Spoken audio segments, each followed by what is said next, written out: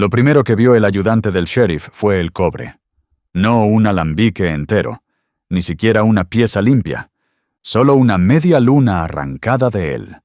Delgada, curva, brillante en el haz de una linterna, medio enterrada en el barro al borde del arroyo, como si la montaña lo hubiera escupido.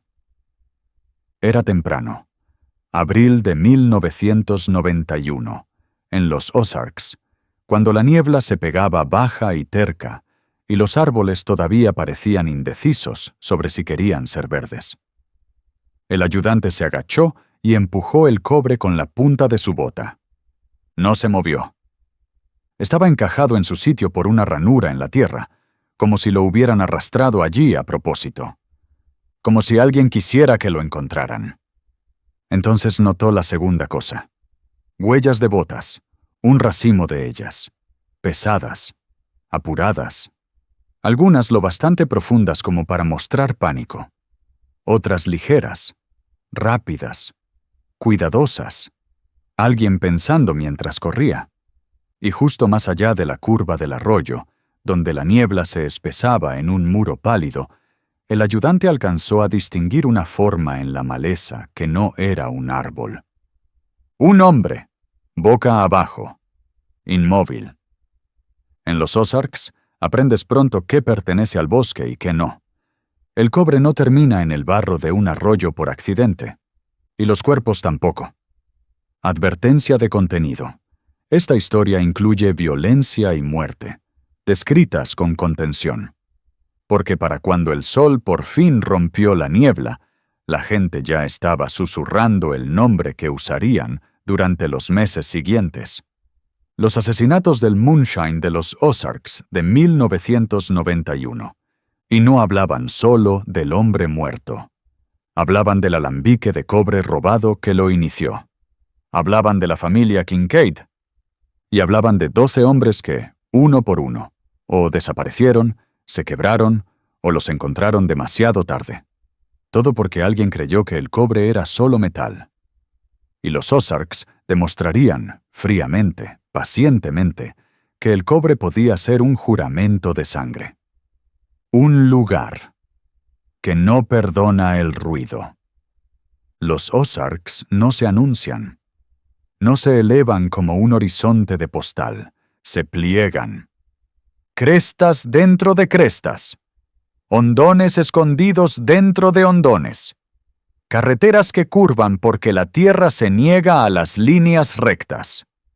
En 1991, todavía había rincones donde podías conducir 15 minutos desde una gasolinera y perder la señal, perder el asfalto, perder la sensación de que el resto de Estados Unidos importaba. Ahí vivían los Kincaid.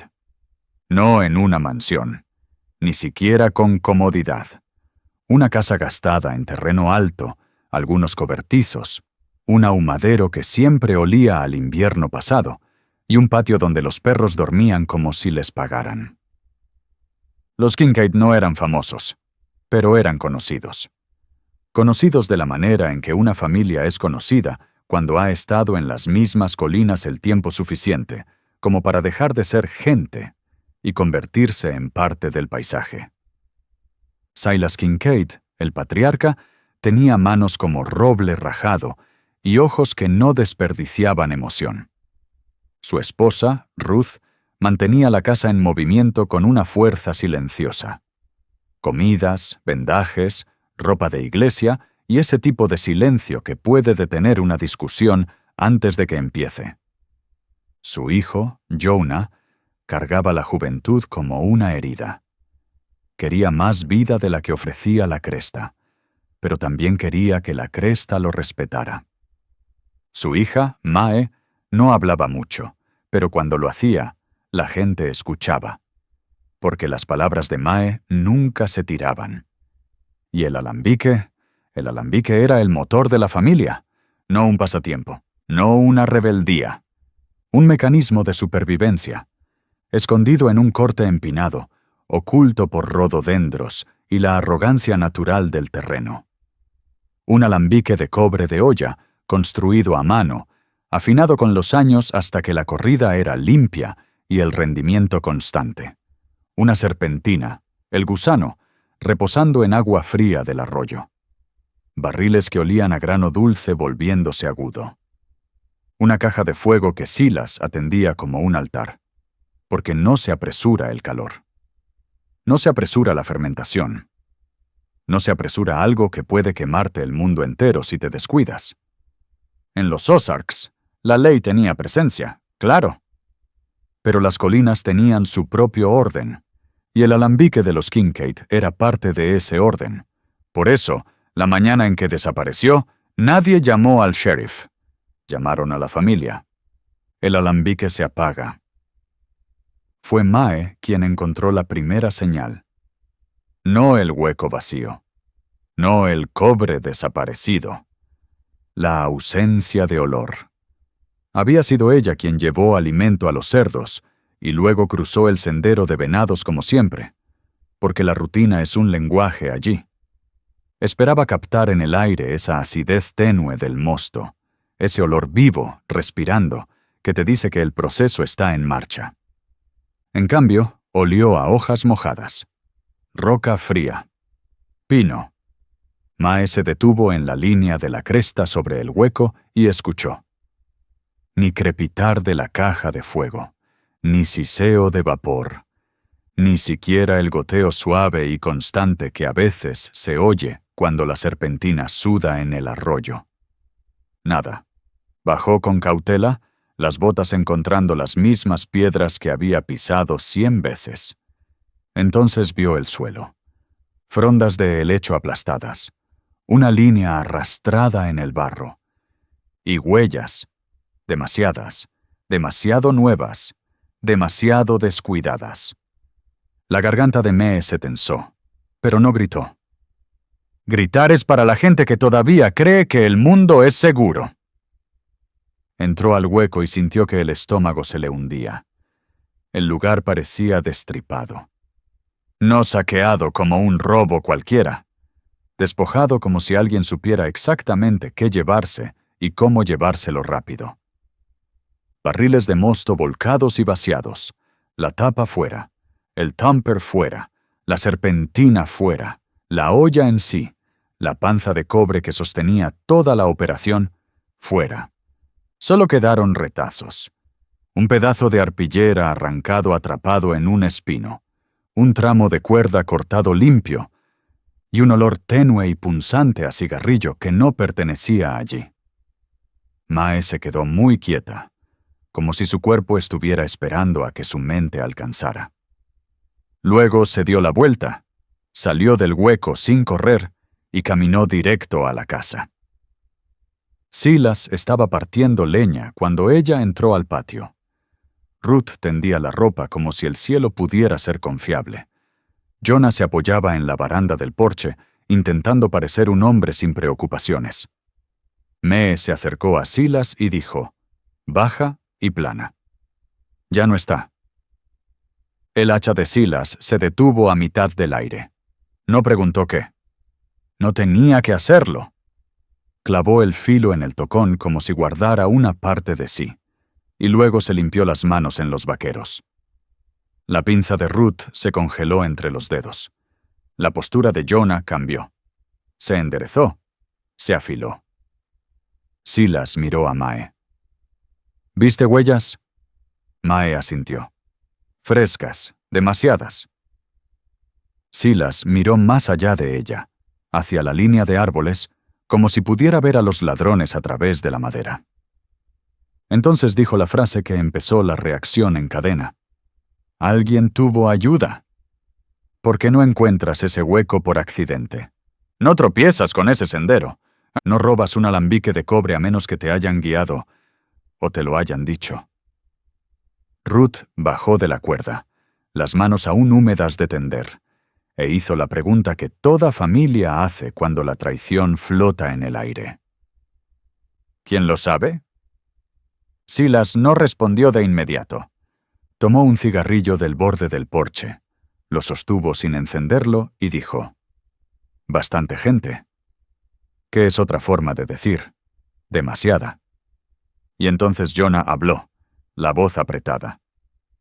Dime quién. Silas por fin miró a su hijo. Primero recuperamos lo nuestro, dijo Silas. Luego encontramos quién lo vendió.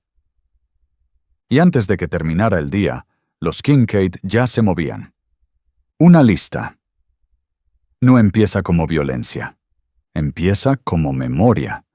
Empieza como nombres que llegan sin invitación cuando te sientas en una habitación silenciosa y te preguntas, ¿quién en este condado tiene manos resbaladizas? Silas no escribió la lista en la mesa de la cocina. La escribió en el cobertizo detrás de la casa, de pie ante un banco de trabajo donde herramientas viejas colgaban como reliquias. Un bloc legal, un lápiz, sus manos firmes. Mae estaba a un lado, brazos cruzados, los ojos clavados en el papel como si viera el futuro tomar forma. Jonah caminaba de un lado a otro, inquieto. Ruth se sentó en un cubo volteado y no dijo nada, que era la forma más ruidosa de desaprobación. Silas escribió el primer nombre. Dale Mercer, el del desguace en las afueras del pueblo, siempre comprando cobre, siempre haciendo preguntas que eran inofensivas hasta que te dabas cuenta de que eran mapas. Luego otro, un hombre que manejaba una plataforma, un hombre que arreglaba motores y le gustaba el efectivo más que la honestidad. Un vagabundo que cambiaba chismes por cigarrillos. Un primo por matrimonio que hablaba demasiado cuando bebía. Hombres que conocían caminos, conocían senderos de atrás, conocían cómo hacer desaparecer una cosa. Para cuando Silas llegó a 12 nombres, Jonah por fin dejó de caminar. 12, dijo Jonah. Es mucho. Silas no levantó la vista. Es suficiente. La voz de Mae cortó, baja. ¿Seguro que son 12? Silas dejó el lápiz y miró a su hija. No robas un alambique solo, dijo. No mueves cobre sin ayuda. No lo escondes sin un lugar. 12 hombres pueden tocar un robo sin tocar nunca el cobre.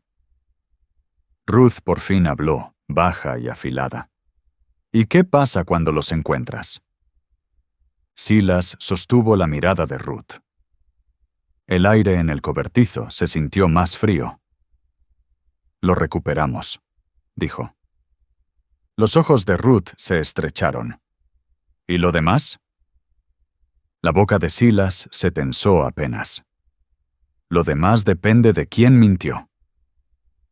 Esa noche, cuando las crestas se volvieron negras y la casa se acomodó en un sueño inquieto, Mae tomó una linterna y volvió sola al hueco. No porque fuera imprudente, porque quería ver lo que los ladrones dejaron en la oscuridad. A la luz de la linterna, el hueco parecía una escena del crimen que la tierra intentaba esconder. Mae se agachó y recogió una colilla de cigarrillo. Todavía húmeda, aplastada con fuerza. No era una marca local, se la guardó. Entonces notó algo más. Una astilla de cobre, quebrada limpia, cerca del borde del arroyo. La alzó. Atrapó la luz como una luna pequeña. Y en ese momento, Mae entendió la verdad que nadie quería decir. Esto no era solo un robo, era un desafío. En un lugar como los Ozarks, no robas el alambique de una familia a menos que estés probando lo que harán. Y alguien quería una respuesta. El primer cuerpo y la primera mentira. 2 mañanas después, el ayudante encontró al hombre muerto junto al arroyo. La noticia corrió rápido. No por las noticias, por conversaciones en los porches, por la tienda de piensos, por los estacionamientos de la iglesia. El hombre era un vagabundo conocido como Otis Lane, un buscavidas menor. Dormía detrás de la bolera. Cambiaba rumores por comida. Nadie lo amaba. Pero todos lo conocían. Y ahora estaba muerto con el bolsillo lleno de cosas extrañas. Una llave de motel, un recibo arrugado de una ferretería, y una mancha de polvo de cobre en las yemas de los dedos que no pertenecía a la tierra donde lo encontraron. El sheriff, Harlan Price, Había sido elegido 2 veces porque sabía hablar con un tono que calmaba a la gente. Llegó a la escena con el sombrero bajo y la cara fija. Miró el fragmento de cobre en el barro. Miró a Otis. Luego miró hacia la cresta como si pudiera sentir ojos observando. Porque podía. Los Kincaid no fueron a la escena. No les hacía falta. En lugares pequeños, no tienes que estar físicamente presente para estar presente. El sheriff Price sabía que los rumores conectarían el cobre con el alambique, y el alambique con los Kincaid, y los Kincaid con lo que viniera después. Se volvió hacia su ayudante y dijo: «Mantén esto en silencio». El ayudante parpadeó. «¿Cómo?» El sheriff Price no respondió. «Porque no puedes mantener en silencio a los Ozarks cuando hay miedo». Esa tarde, el desguace de Dale Mercer recibió una visita. No de la ley, de Silas. Silas entró al patio despacio, sin luces parpadeando, sin acelerones furiosos. Solo una camioneta rodando sobre grava como una advertencia que puedes oír en los huesos. Jonah iba en el asiento del copiloto, mandíbula apretada. Mae atrás, mirando todo. Ruth se quedó en casa, pero su ausencia se sentía como un ojo vigilante. Dale Mercer salió de su caseta de báscula sonriendo como un hombre que lo había ensayado. Estaba quemado por el sol, ancho, con las manos demasiado limpias para un hombre que decía trabajar con chatarra. «Silas Kincaid», llamó Dale. «¿Qué te trae por aquí?» Silas bajó despacio y no devolvió la sonrisa. «¿Lo que compraste?», dijo Silas. La sonrisa de Dale se ensanchó lo justo para mostrar que disfrutaba la tensión. «Compro muchas cosas». Silas se acercó hasta meterse en la zona de comodidad de Dale. «Tienes cobre que no es tuyo», dijo Silas. Dale soltó una risa, corta, despectiva. «¿Me acusas de robo?» La voz de Jonah salió afilada. «Te estamos pidiendo que lo devuelvas». Los ojos de Dale se posaron en Jonah, divertido. «¿Ese es tu chico? ¿Siempre tan tenso?» Silas alzó una mano apenas, una orden silenciosa. Jonah cerró la boca, respirando por la nariz. La voz de Silas se mantuvo calma. «No estoy aquí para discutir», dijo. «Estoy aquí para ver si vas a mentirme en la cara». Dale se recostó, fingiendo confianza. «No tengo nada tuyo». Mae dio un paso adelante entonces, y su voz fue quieta como agua de arroyo. «Entonces no te importará si miro», dijo. La sonrisa de Dale vaciló. Solo una fracción. Pero en una cacería, las fracciones importan. La voz de Dale se enfrió. «Si entras en mi patio, estás invadiendo propiedad». Silas asintió una vez. «Entonces lo mantenemos simple». Metió la mano en el bolsillo y sacó la colilla de cigarrillo que Mae había encontrado. La sostuvo entre 2 dedos. «¿Quién fuma esto?», preguntó Silas. Los ojos de Dale se engancharon en ella. Otra vez. Solo un aliento. Otra vez, suficiente. Dale se encogió de hombros. «Podría ser cualquiera», dijo, pero su voz había perdido calor. La mirada de Silas no se movió. «Alguien robó mi alambique», dijo Silas, «y 2 días después un hombre está muerto junto al arroyo con polvo de cobre en las manos». La sonrisa de Dale volvió, más delgada ahora. «Qué pena», dijo. Silas asintió. «Lo es», respondió. «Así que me dices dónde está el cobre y dejamos esto entre colinas». Los ojos de Dale se estrecharon. «¿O qué?» Silas se inclinó apenas, no amenazante, solo definitivo. «O todo el mundo empieza a hablar», dijo Silas, «y el sheriff Price va a necesitar una historia que tenga sentido». La mandíbula de Dale trabajó. Luego rió otra vez, demasiado fuerte esta vez, como si el sonido pudiera protegerlo. No tienes pruebas, espetó Dale. No tienes nada. Lárgate. Silas no se movió durante un largo momento. Luego asintió una vez. No cediendo. Decidiendo. Se volvió hacia la camioneta y dijo a Jonah y Mae: «Vamos al siguiente nombre». Mientras se alejaban, Mae vio los montones de chatarra pasar y pensó en ese parpadeo mínimo en los ojos de Dale. Ya lo había visto antes, en gente que guarda un secreto. No miedo, no culpa, propiedad. Como si el cobre ya se sintiera suyo, y eso significaba una cosa. El alambique estaba siendo desarmado. Ahora, en algún lugar cerca, y cuanto más esperaran, menos quedaría por recuperar. Archivo del caso. 12 hombres, una cadena. Los Kincaid no cazaban como cazan los extraños. No reventaban puertas. No gritaban amenazas en público.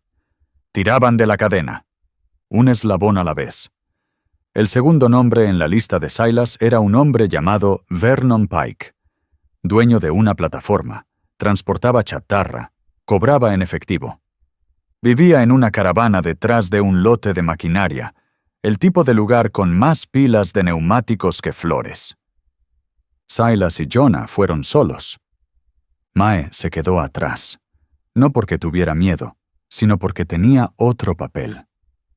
Mae escuchaba mejor desde los bordes.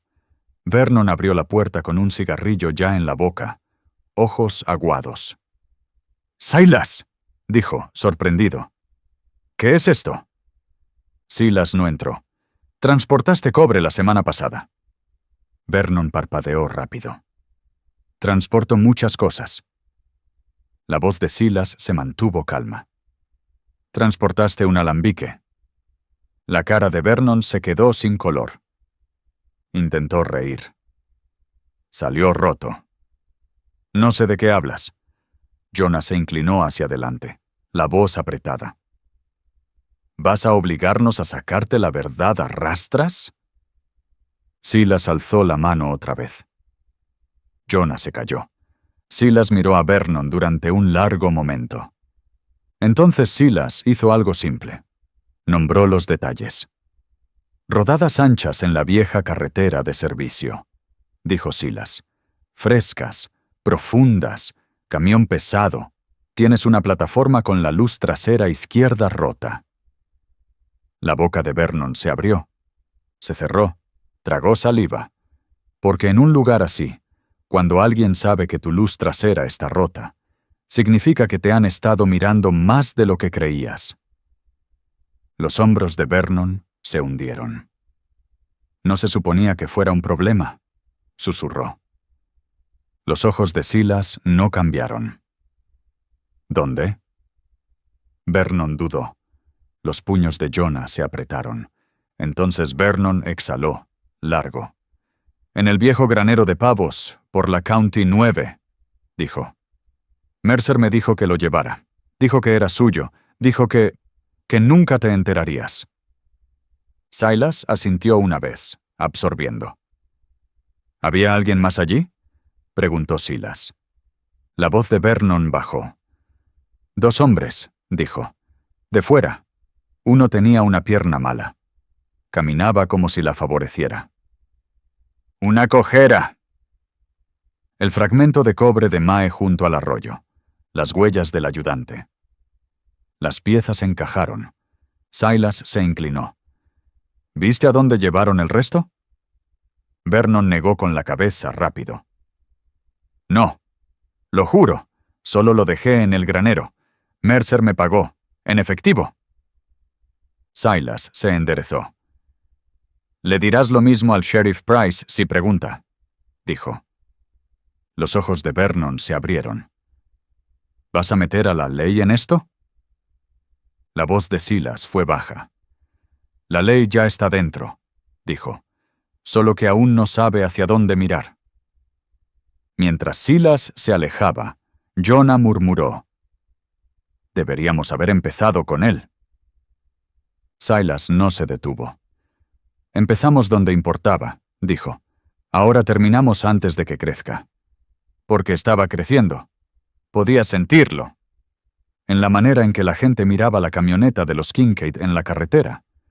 En la forma en que un vecino cerraba una puerta suavemente cuando May pasaba. En la forma en que el sheriff Price empezó a dar más vueltas de patrulla sin admitir por qué. Y esa noche, cuando los Kincaid condujeron hacia el viejo granero de pavos, los Ozarks se sintieron como si se inclinaran para escuchar. El granero. El granero estaba en un claro bajo, techo remendado con lata, puertas colgando torcidas como hombros cansados. Silas apagó el motor a 1/4 de milla y caminaron el resto, sin faros, sin anuncio, solo botas y aliento, y el clic suave de encender una linterna. Mae iba delante, porque Mae veía los detalles primero. El suelo cerca del granero mostraba marcas de arrastre en barro ya seco. Y el olor, tenue pero inconfundible, a metal y mosto y aceite. Llegaron a las puertas. Silas escuchó, sin voces, sin movimiento. Los dedos de Jonah se flexionaron como si quisiera arrancar las puertas. Silas empujó una puerta lentamente. Chirrió como si el granero los advirtiera. Dentro, el polvo flotaba en los haces de luz. Y ahí estaba, no entero, en piezas, la olla de cobre acostada de lado, la tapa apoyada contra un fardo de heno, el tupper abollado, el costado raspado como si lo hubieran empujado con fuerza contra algo, pero la serpentina faltaba. Y también faltaban varios tramos de tubería de cobre. El alambique había sido cortado y ordenado como carne. La garganta de Mae se cerró. Jonah dejó escapar un sonido bajo que no era palabras. Silas entró y pasó las yemas de los dedos por las marcas de raspón. «Fresco», murmuró. Luego miró al suelo. Huellas de neumáticos. Más nuevas que las que Vernon describió. Un dibujo distinto. Quizá una camioneta más pequeña, o un conductor diferente. La mandíbula de Silas se tensó. «Mercer lo está moviendo», dijo. La voz de Mae salió fría. «Y alguien lo está ayudando». Porque cerca del fondo del granero había una huella de bota que no era como las otras. Una marca local. Un patrón que Mae reconocía. No de un desconocido. Del pueblo. De alguien que había pasado junto a ella en la iglesia. Jonah vio la huella y dijo: «Eso es». Silas lo cortó con una mirada. «Ahora no. Aquí no». Tomaron lo que pudieron, piezas de cobre envueltas en sacos viejos, y las cargaron en silencio en la caja de la camioneta. Pero cuando dejaron el claro, Mae miró hacia atrás al granero y sintió que algo se asentaba en su estómago. El alambique estaba herido. Y una cosa herida en los Ozarks atrae depredadores. Depredadores como Dale Mercer. Depredadores como hombres que preferirían matar a un testigo antes que perder un pago. Depredadores que no se detendrían ahora que el primer cuerpo había sido hallado junto al arroyo. Y en la oscuridad, en el camino de vuelta, Mae imaginó los 12 nombres en la lista de Silas como 12 puertas. Y detrás de algunas de esas puertas, sospechaba, había un miedo lo bastante afilado como para convertirse en violencia. Lo que significaba que la pregunta no era si venía más sangre. ¿Era de quién? A la mañana siguiente, el sheriff Harlan Price apareció en la propiedad de los Kincaid sin sirenas, sin ayudante, sin ninguna de las teatralidades que usan los hombres cuando quieren parecer valientes.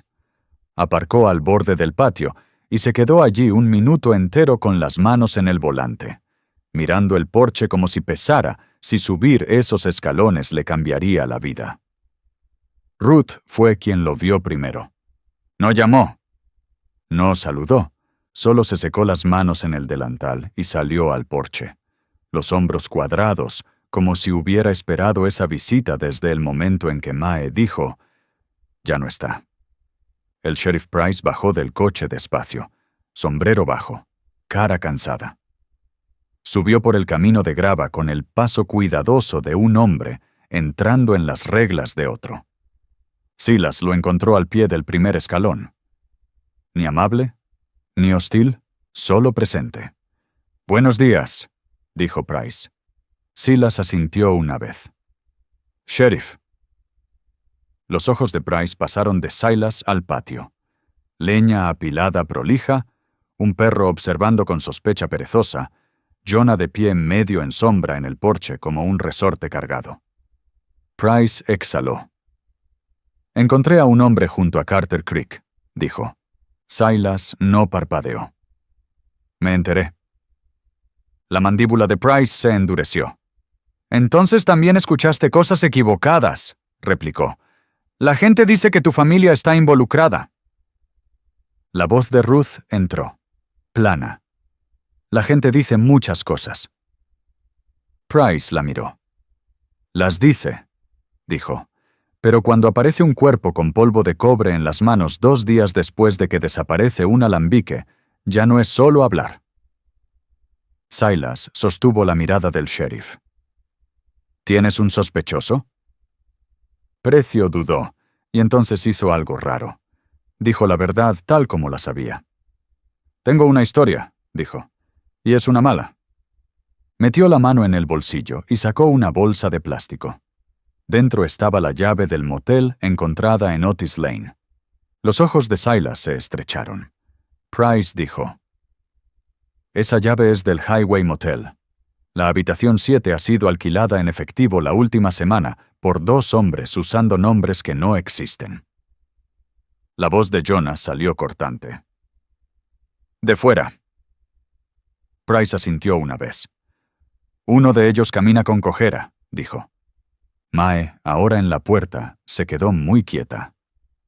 Price miró a Silas. «¿Sabes lo que es esto?», dijo. «No es solo robo, es una cadena, y las cadenas quiebran a la gente». La voz de Silas se mantuvo calma.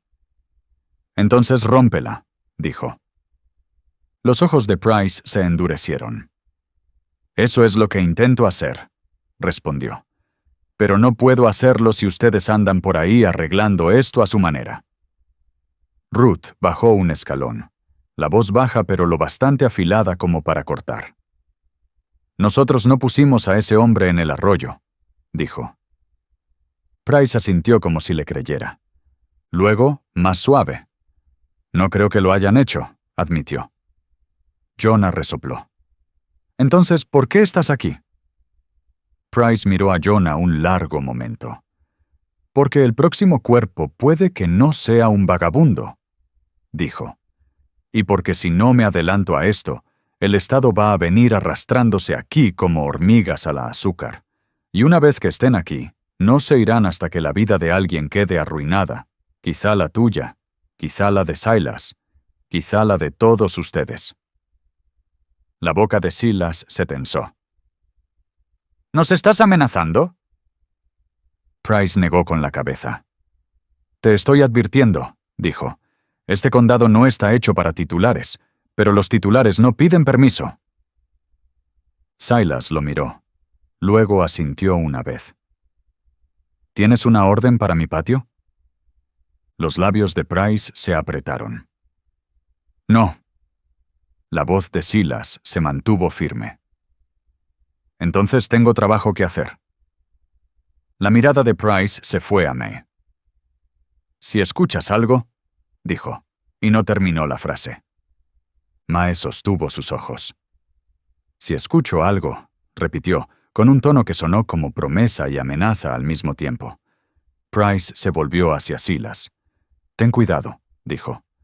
Silas no respondió. El sheriff Price regresó a su coche, los hombros un poco más pesados que cuando llegó. Cuando se fue, Ruth miró a Silas y dijo: «Muy quedo. Tiene razón en una cosa». Silas no la miró. «¿En cuál?». Los ojos de Ruth estaban firmes. «Más sangre», dijo. «Si esto sigue moviéndose, más sangre».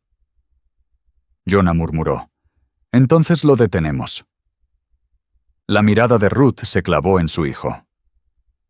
No se detiene la sangre con ira, dijo. Se detiene con finales. Mae, aún en la puerta, miró la línea de la cresta como si escuchara algo en los árboles. No lo dijo en voz alta, pero lo sintió. La historia estaba acelerando, y alguien, en algún lugar, ya estaba asegurándose de que la próxima persona que supiera demasiado nunca hablara. El trabajo silencioso de Mae. Esa tarde, mientras Silas y Jonah salían de nuevo a tirar de otro eslabón de la cadena, Mae condujo sola al pueblo. No para confrontar, para observar. El pueblo era donde los secretos se ponían zapatos. Mae aparcó detrás de la tienda general y caminó hasta el estacionamiento de la iglesia, el único lugar por donde casi todo el mundo del condado acababa pasando. Hasta hombres que no rezaban. La iglesia estaba callada, puertas cerradas, pero el lote aún guardaba pruebas, marcas de neumáticos, manchas de barro, la pequeña geografía de la vida diaria. Mae caminó despacio, los ojos bajos, como lo hace un rastreador. No buscaba una historia entera, solo un detalle que no encajara. Cerca del borde del lote, lo vio. Una huella de bota medio seca en la arcilla. Un dibujo distintivo, el mismo que había notado en el granero. Mae se agachó, la estudió, luego se puso de pie y siguió las huellas hasta donde se desvanecían cerca de una camioneta vieja, estacionada torcida. Conocía esa camioneta. Todos la conocían, la de Eli Ransom. Eli era el sobrino del predicador, el tipo de hombre que siempre sonreía demasiado y hablaba demasiado amable, como si hubiera aprendido pronto que el encanto puede ser un disfraz. Eli no estaba en la lista de Silas, no oficialmente. Porque Eli no parecía un problema. Parecía alguien en quien confiarías para pedir direcciones, lo que significaba que era exactamente el tipo de hombre que podía vender un sendero. Mae entró luego a la tienda general, compró nada más que un refresco y escuchó. En la fila oyó a dos mujeres hablando en voz baja. Dijeron que Otis iba a sacar dinero de eso, susurró una. ¿De qué?, preguntó la otra. Del cobre, dijo la primera. Oí que se enteró de a dónde iba. Oí que andaba hablando grande. La mano de Mae se apretó alrededor de la botella. Otis Lane no solo se metió en algo. Lo quitaron. Y si quitaron a Otis, significaba que alguien estaba protegiendo la cadena. Mae salió, se subió a su camioneta y condujo hacia la casa de Eli Ransom sin decidir que iba a ir. Simplemente ocurrió, como ocurren las tormentas cuando el aire ya está pesado. El porche de Eli Ransom. La casa de Eli estaba cerca del pueblo, no metida en las crestas como vivían los Kincaid. Tenía un patio cuidado y un columpio en el porche, el tipo de lugar que quería parecer inofensivo. Mae aparcó en la acera y subió. Eli abrió la puerta rápido, como si hubiera estado mirándola. Su sonrisa apareció de inmediato. Mae Kincaid, dijo. ¿Qué te trae? Mae no devolvió la sonrisa. «¿Tus botas?», dijo. Eli parpadeó. «¿Mis botas?». Los ojos de Mae se mantuvieron tranquilos. «Vi tu dibujo», dijo. «En el granero». La sonrisa de Eli vaciló. Luego trató de recuperarse. «No he estado en ningún granero». Mae asintió una vez, como si esperara esa mentira. Entonces metió la mano en el bolsillo y sacó la colilla que había encontrado en el hueco. La sostuvo. Los ojos de Eli se fueron a ella. Solo un vistazo. Y Mae sintió cómo la verdad se asentaba. Dijo, suave, «¿Quién fuma esto?». La mandíbula de Eli se tensó. «Mucha gente». Mae se acercó, bajando la voz. «Eli», dijo. «Hay un hombre muerto en un arroyo». La sonrisa de Eli se apagó del todo. «Eso no es mi problema». Mae sostuvo su mirada. Se vuelve tu problema cuando tus botas están en el camino, respondió. La garganta de Illy subió y bajó. Por un momento, Mae creyó que iba a cerrar la puerta. En vez de eso, se apoyó en la baranda del porche, jugando a lo casual como si fuera armadura. «Mira», murmuró, «yo no maté a nadie». Mae no preguntó por matar. Ese era el punto. La gente confiesa lo que teme que tú sepas. Ella dijo, «¿Quién te pagó?» Los ojos de Illy destellaron. «Nadie me pagó». Mae asintió otra vez, despacio. «Entonces lo hiciste gratis». La cara de Illy se endureció. «Ustedes, los Kincaid, se creen dueños de las colinas», escupió. «Creen que pueden echar a la gente solo mirándola». La voz de Mae siguió nivelada.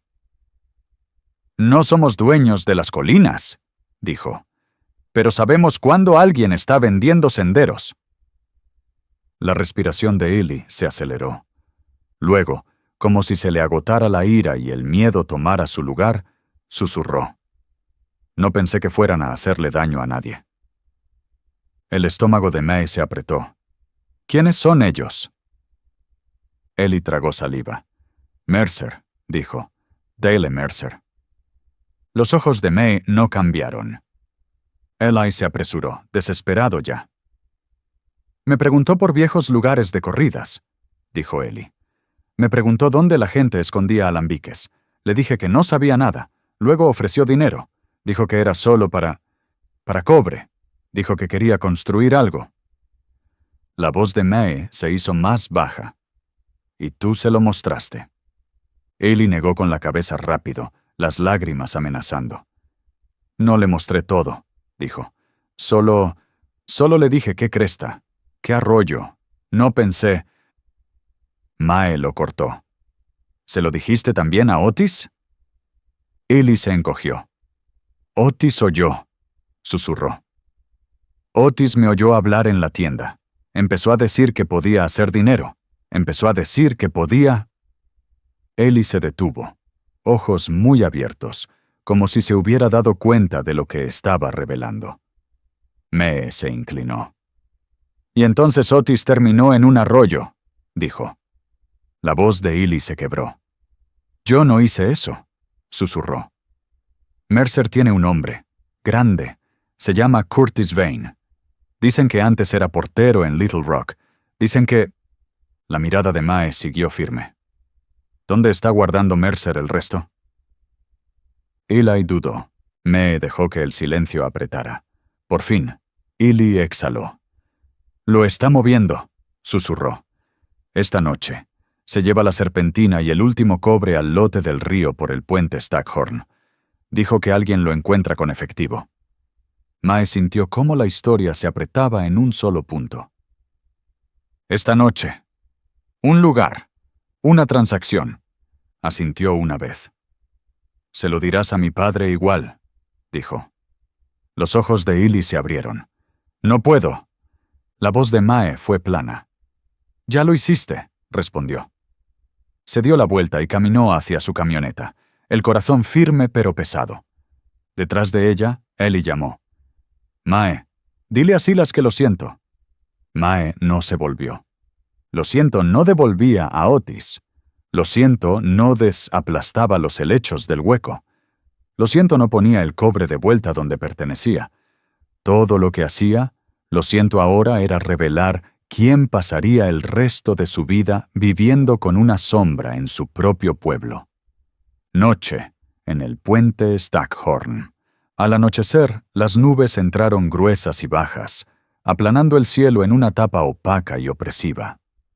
Los Ozarks olían a lluvia antes de la primera gota. Silas escuchó mientras Mae hablaba, la cara quieta como piedra.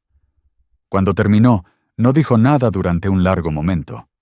La voz de Jonah rompió el silencio. «Vamos», dijo. Los ojos de Ruth se estrecharon. «No vamos fuerte», advirtió. La mandíbula de Jonah se apretó. «Vamos». Silas por fin asintió una vez. Vamos, dijo, pero vamos con cabeza.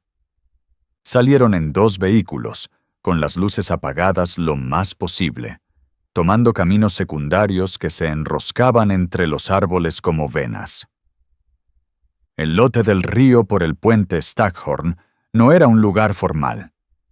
Solo un ensanche fangoso, donde los locales botaban botes y los adolescentes bebían cerveza.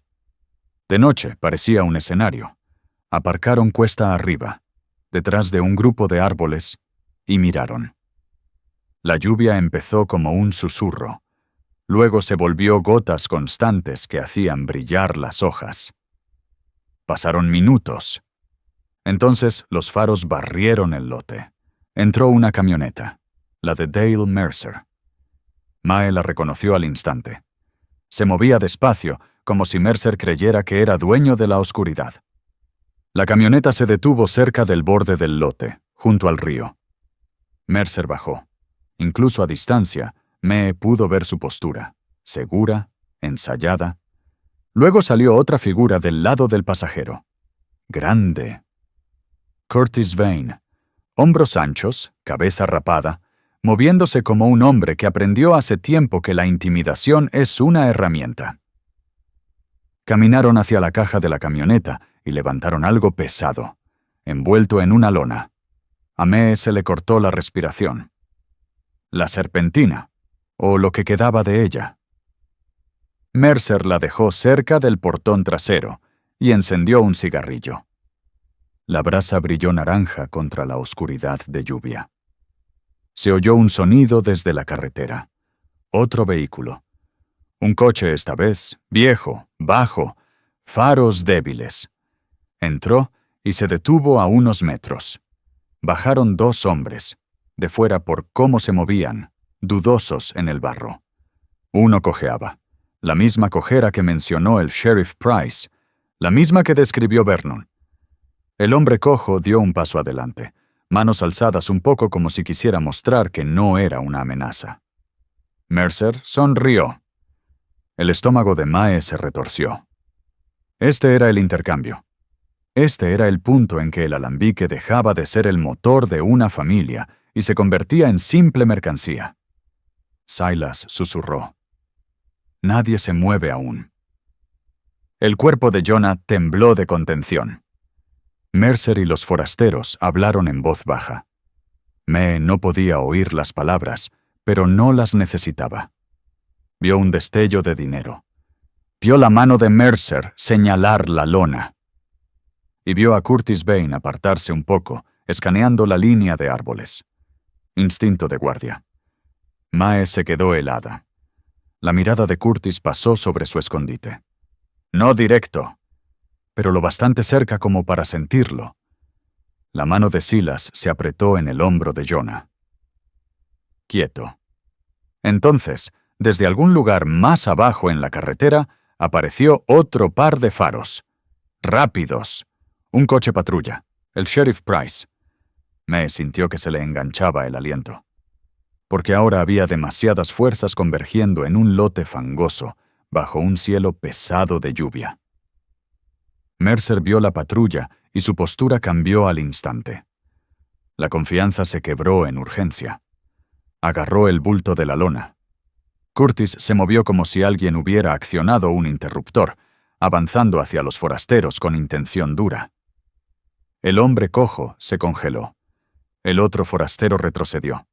Palmas afuera. Mercer siseó algo. Curtis metió la mano en la chaqueta. La sangre de Mae se enfrió. Una pistola. Jonah se movió, medio levantándose. Silas susurró, feroz ahora. No. Pero los ojos de Jonah estaban fijos.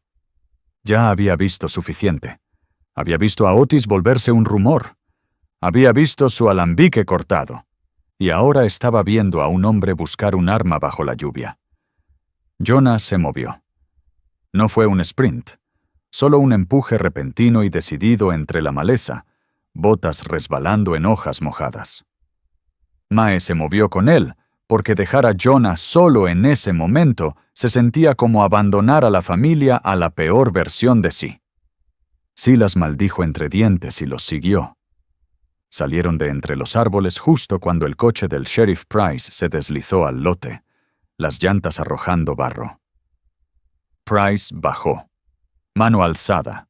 Voz fuerte. «Todos, quédense donde están». Mercer no lo hizo.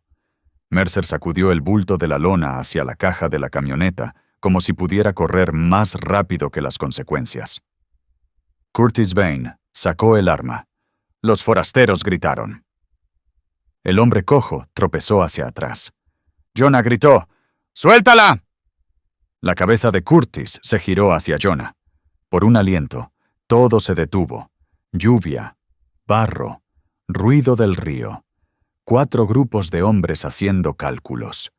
La mano del sheriff Price fue hacia su propia funda. El arma de Curtis se elevó, no completamente apuntada, pero lo suficiente. Silas dio un paso adelante, la voz como trueno contenido. «Curtis», llamó, como si nombrarlo pudiera anclarlo. «No lo hagas». Los ojos de Curtis se fueron a Silas. En ese vistazo, Mae vio lo que era Curtis. No un cerebro, una herramienta, un hombre pagado para hacer desaparecer problemas. Y ahora el problema era demasiado grande. Mercer ladró. «¡Dispárales!». El estómago de Mae se hundió. El sheriff Price gritó otra vez, más fuerte. «¡Baja el arma!». El arma de Curtis tembló. Entonces sonó el disparo. Un solo estallido, afilado como una rama quebrándose. Mae se estremeció. No fue la ráfaga dramática que la gente imagina, solo una decisión ruidosa y súbita. La bala golpeó metal, la caja de la camioneta de Mercer, con un clank resonante que rebotó sobre el río. Curtis pareció momentáneamente sorprendido, como si no hubiera querido disparar aún. El sheriff Price sacó su arma. «¡Curtis!», gritó Price. «¡Suéltala o yo!». El brazo de Curtis se movió otra vez. Jonah se lanzó, no inteligente, no medido, puro instinto. Se estampó contra el costado de Curtis, empujándolo hacia atrás. El arma volvió a disparar. Otro estallido. Esta vez la bala atravesó el bulto de la lona. El cobre chilló bajo el impacto, una chispa brillante en la lluvia. Curtis gruñó, intentando sacarse a Jonah. Mae corrió, agarró la camisa de Jonah, tratando de tirarlo hacia atrás antes de que la pelea se volviera fatal. Silas llegó, manos en el brazo de Curtis, girando fuerte. No para mutilar, para desarmar. El arma de Curtis cayó al barro con un ruido seco. El sheriff Price la pateó lejos y luego gritó, «¡Abajo! ¡Todos al suelo!». Mercer se congeló. Por primera vez, Dale Mercer parecía un hombre dándose cuenta de que la historia se le había salido de control. Los forasteros estaban de rodillas, manos arriba, el barro empapando sus vaqueros. Curtis Vane estaba inmovilizado, la rodilla de Silas contra su hombro, Jonah respirando como si hubiera estado bajo el agua. Mercer retrocedió hacia su camioneta. El arma de Price apuntaba hacia él. «No», advirtió Price. Los ojos de Mercer saltaron. Río, carretera, árboles, rutas de escape. Entonces Mercer hizo lo que hacen los hombres cuando se les acaban las opciones. Agarró una llave inglesa de la caja y la blandió hacia Price, no lo bastante cerca como para golpear, pero sí para distraer. Price se encogió. Mercer salió corriendo. Corrió hacia la orilla del río, los pies resbalando en el barro. A Mae se le cortó el aliento. El río abajo estaba crecido por la lluvia, negro y rápido. Mercer llegó al borde, trató de bajar hacia un bote estrecho amarrado a un tocón. Su bota resbaló. Manoteó. Por un segundo se sostuvo de una rama baja. Entonces la rama se partió con un chasquido húmedo y fuerte. Mercer cayó al río. El agua lo tragó con violencia. Salió a la superficie una vez, jadeando, brazos golpeando. Luego la corriente lo arrastró de lado, llevándoselo como si no fuera más que escombro. El sheriff Price corrió al borde, gritando, ¡Dale! Silas se quedó quieto, la lluvia en la cara, ojos siguiendo el agua. Mercer salió otra vez, más abajo, una mano estirada. Luego desapareció detrás de un recodo donde el río se volvía cruel. El silencio cayó sobre el lote. No paz. Shock. El sheriff Price se quedó en la orilla, el pecho agitado, mirando el agua oscura como si pudiera obligar a Mercer a aparecer. Mae se dio cuenta de que le temblaban las manos. La cara de Jonah estaba rayada de lluvia y barro, ojos salvajes. La mandíbula de Silas estaba tan apretada que parecía dolorosa. Curtis Vane yacía inmóvil bajo el peso de Silas, respirando duro, derrotado. Los forasteros temblaban, manos aún alzadas como si temieran que bajarlas trajera castigo. El sheriff Price se giró lentamente. Su mirada fue al bulto de la lona, al cobre abollado y perforado. Luego miró a Silas. ¿Qué demonios has hecho?, preguntó Price, la voz áspera. La voz de Silas fue baja. «Detenerlo», dijo. Los ojos de Price chispearon. «No detuviste nada», espetó. «Lo trajiste aquí». Mae dio un paso adelante, la voz controlada. «Ya estaba aquí», dijo. «Ya se estaba moviendo. La gente ya estaba muriendo». Price la miró. La lluvia corría del ala de su sombrero. Sus hombros se hundieron un poco. Miró a Curtis Vane. «Estás arrestado», dijo, la voz plana ahora. «Por asesinato». Los ojos de Curtis se cerraron. Y en ese momento, Mae lo supo. La muerte de Otis Lane nunca iba a resolverse limpiamente en un tribunal, pero iba a colgarse del hombre que llevaba el arma, no del hombre que escribió el plan. Porque Mercer se había ido al río. Y el río, en los Ozarks, se queda con lo que toma. El sheriff Price miró luego a Jonah. «Tú», dijo, «tuviste suerte». Jonah tragó saliva, la ira aún vibrando en él. «¿Suerte?», repitió. La voz de Price se agudizó. «Luchaste con un hombre armado en el barro», dijo. «Podrías haber muerto, o podrías haberlo matado. ¿Y entonces dónde quedaría tu familia?».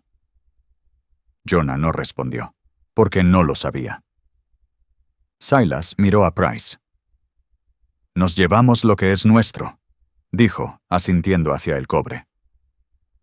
Precio dudó. Luego exhaló, una rendición larga y cansada. «Llévenselo», dijo, «antes de que llegue el Estado y lo convierta en evidencia por el próximo año». Silas asintió una vez. Mae y Jonah levantaron juntos el bulto de la lona. El cobre pesaba más que metal. Pesaba como consecuencia. Mientras lo cargaban hacia la camioneta, Mae volvió a mirar al río. Ninguna señal de Mercer. Solo agua negra y lluvia. Y se preguntó, en silencio, en privado, si eso era justicia o simplemente los Ozarks haciendo lo que siempre hacen, tragándose el ruido. Consecuencias. Lo que vuelve, lo que no. Al día siguiente, el alambique volvió a armarse en el hueco bajo un cielo que no podía decidirse a despejar. Silas trabajó con manos cuidadosas, revisando abolladuras, encajando juntas, apretando lo que podía apretarse. La serpentina tenía una cicatriz nueva de bala. Un pequeño agujero que habría que parchar. Un recordatorio que no se podía lijar. Jonah observó desde la línea de la cresta, en silencio. Mae se quedó cerca del arroyo, las manos en los bolsillos, escuchando el agua correr sobre piedra como si nada hubiera pasado. Ruth llevó café y no habló hasta que tuvo que hacerlo. Cuando al fin lo hizo, fue bajo. «Otis sigue muerto», dijo. Silas no levantó la vista. «Lo sé. Los ojos de Ruth se mantuvieron en él. ¿Y Mercer?, preguntó. La mandíbula de Silas se tensó. El río se lo llevó, dijo. Ruth asintió despacio. El río se lleva muchas cosas, respondió. El sheriff Price cumplió su palabra. Mantuvo al Estado lejos todo lo que pudo. A Curtis Vane lo acusaron. A los forasteros los interrogaron y los soltaron con advertencias que sonaban a amenazas. Eli Ransom desapareció del pueblo en una semana. Algunos dijeron que se fue con familia a Arkansas. Otros dijeron que se fue porque no soportaba la forma en que la gente lo miraba en la iglesia. Mae no lo persiguió. Las colinas ya habían dictado su veredicto. Vernon Pike siguió vivo. Pero no siguió igual. Después de que el sheriff Price hablara con él, después de las visitas de patrulla y las preguntas y el miedo, Vernon vendió su plataforma y se mudó a otro condado donde nadie conocía su nombre. Ese fue su castigo. Empezar de nuevo con menos. Cargar la vergüenza en silencio. ¿Y los Kincaid? Siguieron respirando, pero algo en la casa se desplazó. Como ocurre después de sobrevivir a algo que debería haberte terminado. Jonah se fue ese verano, rumbo a un trabajo en una ciudad donde las colinas eran solo paisaje. Le dijo a Mae una noche en el porche. No quiero ser el tipo de hombre que sabe cómo inmovilizar a alguien en el barro. Mae lo miró, el corazón pesado. Ya lo eres, dijo. La mandíbula de Jonah se tensó. Entonces tengo que aprender a hacer otra cosa. Silas se volvió más callado. No porque se arrepintiera de recuperar el alambique, porque recuperarlo le había costado pedazos de confianza que no podía reconstruir. Había visto cómo una cadena de hombres, 12 hombres, convertía una olla de cobre en muerte. Había visto cuán rápido la violencia puede entrar en una historia que empieza como robo. Y había sentido, en los huesos, la verdad que Ruth trató de advertirle. No detienes la sangre con ira. La detienes con finales. El alambique volvió a correr para finales del verano. Corridas limpias. Producción constante. El hueco volvió a oler a mosto y humo. Pero cada vez que Mae caminaba ese sendero, veía los helechos aplastados del día que desapareció. Y cada vez que escuchaba un trueno lejano, pensaba en el puente Staghorn. Barro. Lluvia. Cobre chispeando bajo una bala. Años después, los locales aún discutirían sobre lo que pasó en 1991. Algunos insistían en que los Kincaid casaron a 12 hombres y les hicieron pagar de formas que ningún tribunal podía. Otros decían que los Kincaid salvaron al condado de algo peor, porque Mercer habría seguido matando para proteger su esquema. El sheriff Price nunca confirmó ninguna historia. Cerró la boca, se jubiló temprano y se mudó a un pueblo más tranquilo donde los ríos corrían más lento. ¿Y Mercer? Algunos juraban que lo vieron años después, viviendo bajo otro nombre. Otros decían que el río se lo llevó limpio. La opinión de Mae era más simple. Hombres como Mercer siempre terminan siendo encontrados. Si no por la ley, entonces por su propia hambre. Porque el hambre te vuelve descuidado. Y los Ozarks no perdonan al descuidado. Esa es la lección bajo la leyenda. El cobre no es solo metal allá. Es trabajo, es orgullo, es supervivencia. Y cuando alguien lo roba, no solo se está llevando equipo, está tocando la línea que separa una vida dura de una desesperada. En 1991, esa línea se rompió, y los pedazos cortaron a todos los que los tocaron. Así que aquí está la pregunta que los Ozarks te dejan. Quieta, persistente, como el olor a humo en una chaqueta que no puedes lavar del todo. Si alguien robara lo único que mantiene a flote a tu familia, ¿confiarías en la ley para recuperarlo? ¿O confiarías en las colinas? Y si lo hicieras, ¿podrías vivir con lo que las colinas exigen?